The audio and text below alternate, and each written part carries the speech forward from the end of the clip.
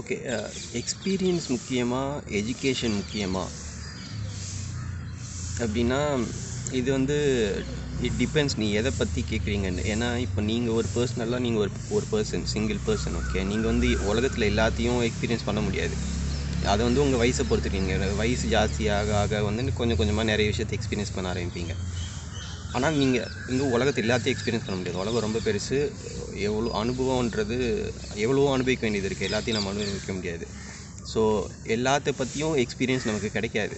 ஆனால் நமக்கு கிடைக்கிற எக்ஸ்பீரியன்ஸ் இருக்குல்ல, இப்போ சின்ன வயசுலேருந்தோ கொஞ்சம் கொஞ்சமாக நமக்கு ஒரு எக்ஸ்பீரியன்ஸ் கிடைக்கும். அதை வச்சு தான் வந்து உலகம் இப்படி தான் அப்படின்னு நமக்கு ஒரு எண்ணம் வரும். அது வந்து ஒவ்வொருத்தவங்களோட எக்ஸ்பீரியன்ஸும் தனித்தனியாக இருக்கும். அதனால் ஒவ்வொருத்தவங்களும் உலகம் எப்படி தான் தனித்தனியாக அவங்களுக்கு ஒரு எண்ணம் இருக்கும்.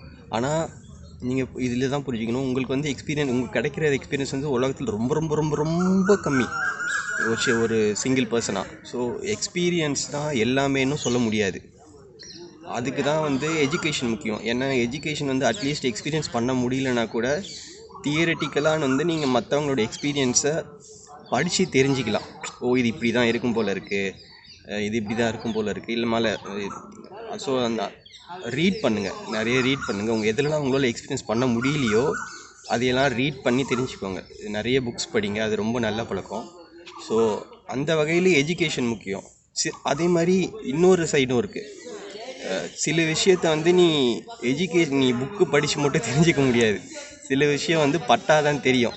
ஸோ எக்ஸ்பீரியன்ஸ் வந்து அந்த வகையில் அதுக்கு ஒரு நல்ல சைடு இருக்குது. ஸோ எக்ஸ்பீரியன்ஸ், எஜுகேஷன் ரெண்டுமே முக்கியம்தான்.